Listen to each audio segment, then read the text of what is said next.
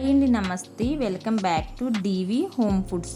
ఈరోజు వీడియోలో ఒక టేస్టీ పన్నీర్ కర్రీని మీతో షేర్ చేయాలనుకుంటున్నాను. హోమ్ స్టైల్ కర్రీ అన్నమాట. ఎటువంటి హోటల్ స్టైల్ గ్రేవీస్ యూజ్ చేయకుండా చాలా సింపుల్గా ఇంట్లోనే తయారు చేసుకోవచ్చు. ఈ పన్నీర్ కర్రీ రైస్తో చాలా బాగుంటుందండి. అండ్ చపాతీ, రోటీ, పుల్కా, బిర్యానీ కాంబినేషన్లో కూడా అదిరిపోద్ది.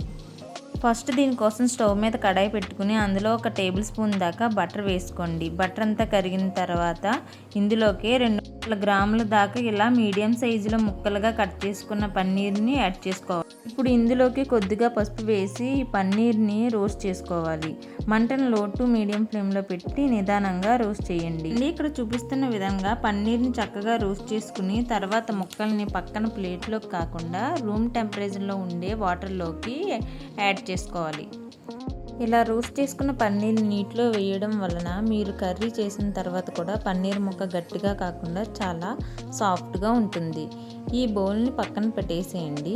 నెక్స్ట్ స్టవ్ మీద అదే కడాయి పెట్టుకుని అందులో 3 టేబుల్ స్పూన్ దాకా ఆయిల్ వేసుకోండి. ఆయిల్ హీట్ అయిన తర్వాత చిన్న దాల్చిన చెక్క, 2 లవంగ ముక్కలు, 2 యాలకులు, అలాగే 1 టేబుల్ స్పూన్ దాకా జీలకర్ర వేసుకోండి. కొంచెం వేయించాలి. ఆ తర్వాత 2 చిన్న కప్పుల దాకా సన్నగా కట్ చేసుకుని పెట్టుకున్న ఉల్లి తురుగును వేసుకుని మంచిగా గోల్డెన్ షేడ్ వచ్చేంత వరకు ఫ్రై చేయండి. ఉల్లిపాయలు బాగా వేగాలి. ఉల్లిపాయలు ఎంత వేగితే మన గ్రేవీ కర్రీకి అంత టేస్టీగా ఉంటుంది.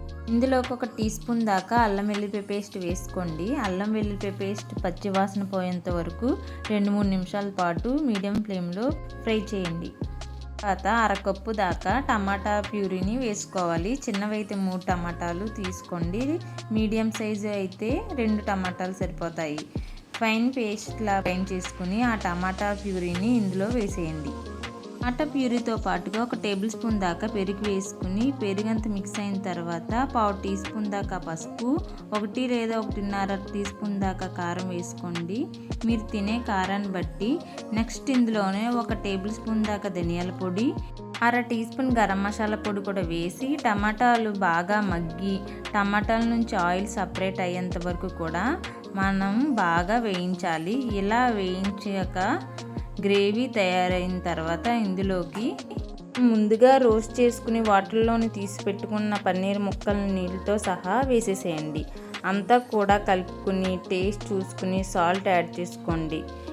ఇక్కడే మీరు మీకు కావాల్సిన గ్రేవీ థిక్నెస్ బట్టి నీళ్ళను ఎక్స్ట్రా కావాలంటే యాడ్ చేసుకోవచ్చు.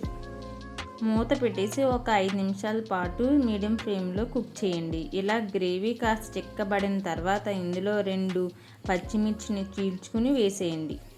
అలాగే 1 టీ స్పూన్ దాకా క్రష్ చేసుకున్న కస్తూరి మేతిని వేసి మొత్తం ఒకసారి కలిపేసేయండి. కలిపేసాక మూత పెట్టి మళ్ళీ 1-2 నిమిషాల పాటు లో ఫ్లేమ్లో మగ్గించండి. చూడండి, ఆయిల్ అంతా పైకి తేలి మంచి గ్రేవీతో పన్నీర్ కర్రీ రెడీ అయిపోయిందండి.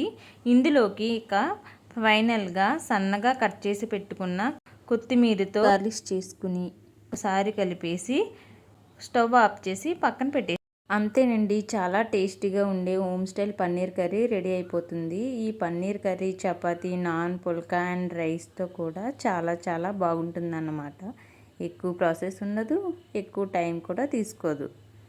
నచ్చితే లైక్ చేయండి, మీ ఫ్రెండ్స్ అండ్ రిలేటివ్స్ షేర్ చేయండి. మరిన్ని టేస్టీ రెసిపీస్ కోసం డీవీ హోమ్ ఫుడ్స్ని సబ్స్క్రైబ్ చేయండి.